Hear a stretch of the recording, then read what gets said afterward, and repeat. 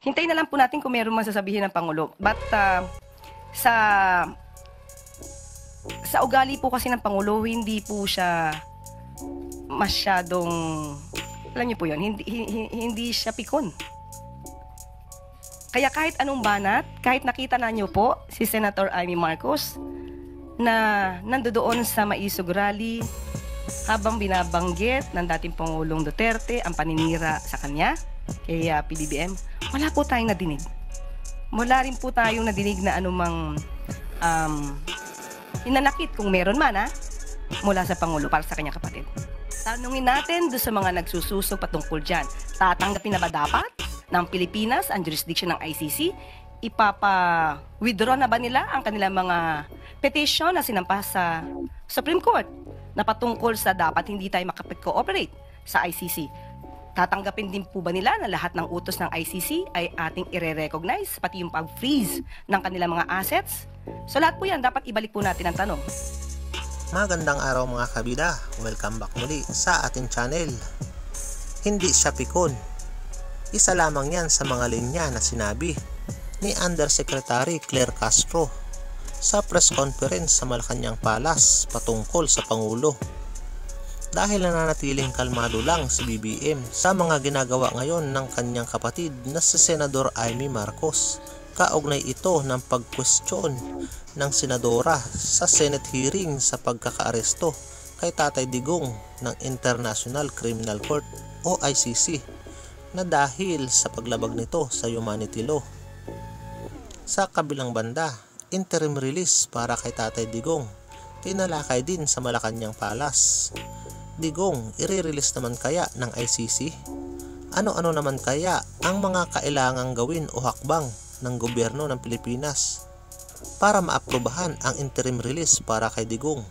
Narito ang mga pahayag.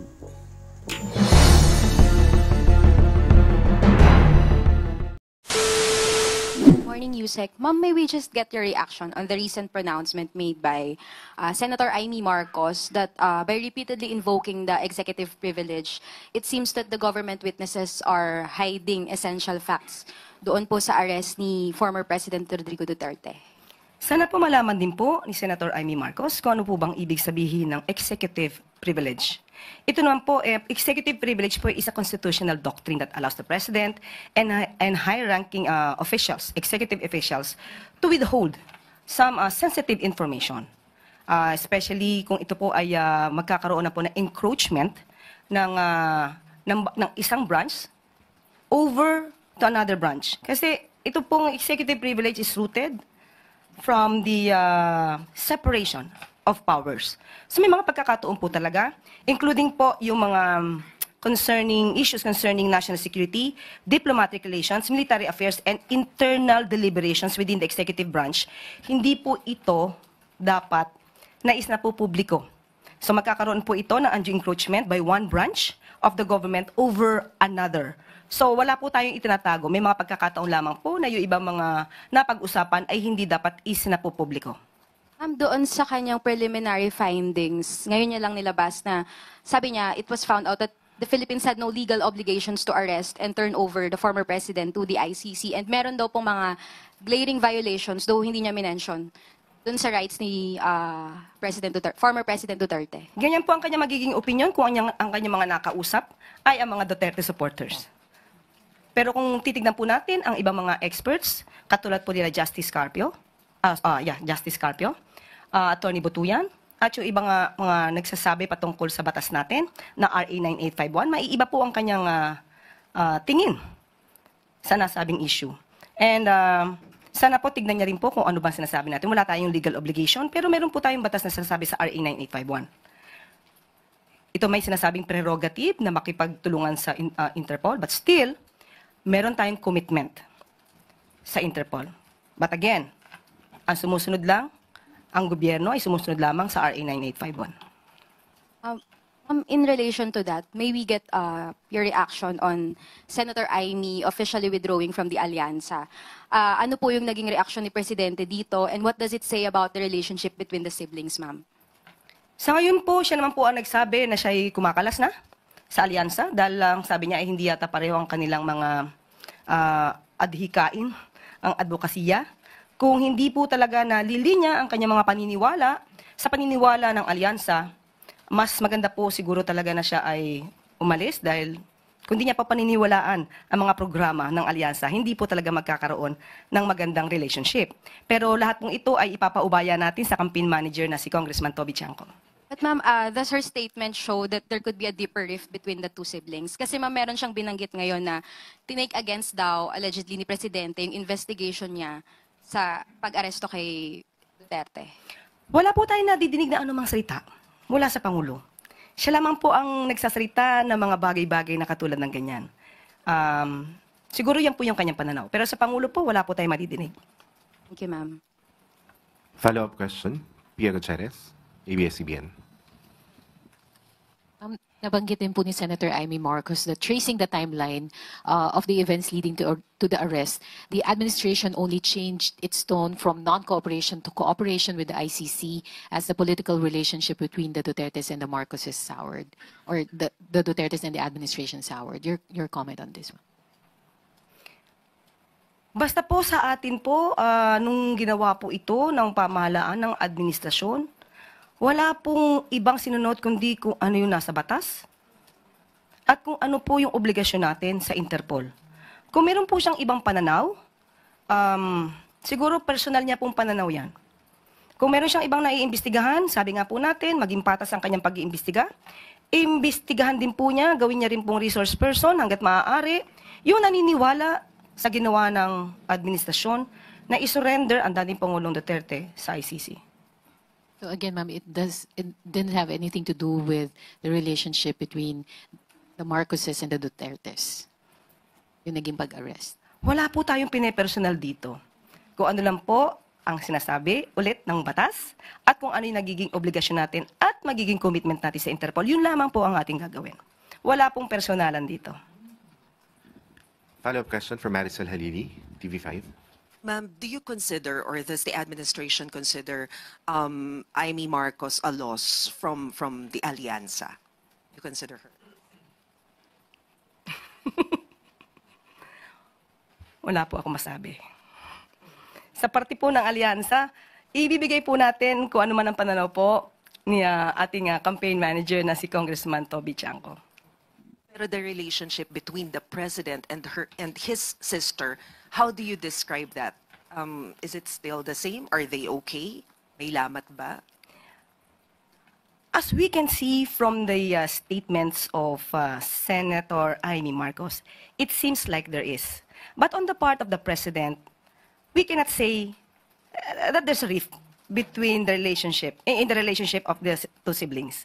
So, hintayin na lang po natin kung meron man sasabihin ng Pangulo. But sa ugali po kasi ng Pangulo, hindi po siya masyadong, alam niyo po yun, hindi siya pikon.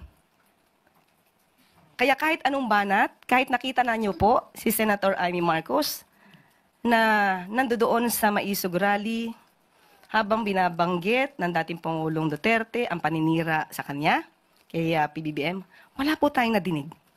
Wala rin po tayong nadinig na anumang hinanakit kung meron man mula sa Pangulo para sa kanyang kapatid. Next question, Ivan Maydina, GMA7. Yusek, this question is on the subject of interim release for former President Duterte. Isa raw po sa mga kondisyon for granting such a motion, according to the ICC spokesperson, is that for the country, in this case the Philippines, will accept this release and agree to certain guidelines and conditions to be set by the court. Is the Philippines going to accept the former president's interim release and commit to comply with the guidelines to be set by the ICC? With that, does it mean that we have to recognize that ICC has jurisdiction over the Philippines? I believe the family of the former President Duterte is asking and praying from the Supreme Court that the government should not cooperate with the ICC. So it means that if we will not cooperate with the ICC, even that prayer or even that manifestation of the ICC, we will not take cognizance of that.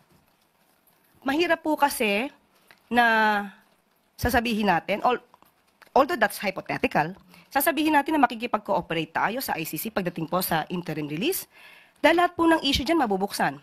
Mabubuksan din po kung magkakaroon ng freeze order sa kanyang mga assets. Gugustuhin po ba din ng pamilya Duterte na makipag-cooperate tayo sa ICC para lahat ng kanilang assets, nakatago man o hindi nakatago, ay makikipagtulungan tayo sa ICC para mahagilap lahat ng kanilang assets? Which means it's a sword that cuts both ways, if I understand what you're saying. So, it's a no-go. Ibig sabihin po, ang interim release as far as the Philippine government is concerned. Though it's hypothetical, but as we speak now, we do not recognize the jurisdiction of the ICC over the Philippines. So, that's it. Thank you. Follow-up. Follow-up question, Eden Santos. Good morning po, Yusek. Ano po yung reaction natin dun sa ulat na mismo ngang Marcos administration po ang nagbigay ng mga ebidensya sa ICC regarding po dun sa crimes against humanity kay FPRRD? Mismong administrasyon ng The Marcos, yun po ang bangkit dun sa parang the two families are being at war na sinasabi ng ICC officer. But originally first they are at peace. So nabanggit nila doon na ang Marcos ang nagbigay ng mga evidence at willing na raw pong makipag-cooperate or prepared to cooperate ang Pangulong Marcos. Mas gugustuhin po natin kung mas kompleto po ang detalye ng inyo pong tinatanong. Sino, kung meron man, sa pamilya Marcos ang nagbigay ng mga dokumento.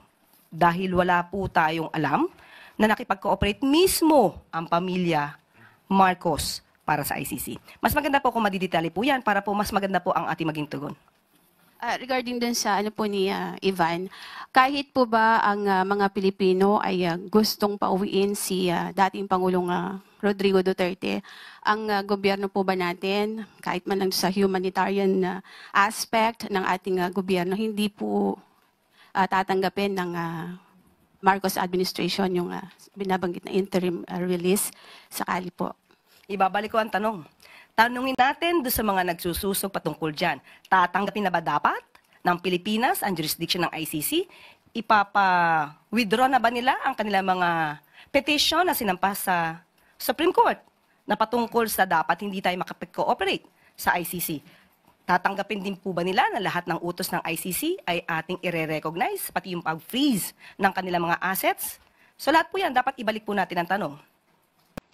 So hindi po ba pwedeng gawin ng gobyerno na tanggapin lang dahil sa kasama sa binabanggit po ng ICC na kapag binigyan ng interim release ang government ng Pilipinas ang tatanggap or ang Pilipinas doon sa point lang na ganun. So kailangan balikan po from the start na tayo ay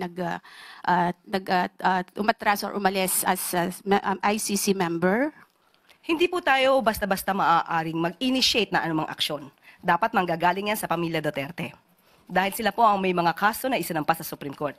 Magiging conflict po yun sa kanilang mga opinion, sa kanilang mga paniniwala na ang ICC ay walang jurisdiction sa Pilipinas. So hindi po tayo makakakilos patungkol dyan. So personally po, hindi naman ayaw naman ng Pangulo na hindi makabalik ng Pilipinas ang dating Pangulo. Wala po ako masasabi patungkol dyan. Thank you po. I think that's all. Yusek, Claire? At dyan po, nagtatapos ang ating briefing. Maraming salamat Malacanang Press Corps at magandang tanghali para sa Bagong Pilipinas.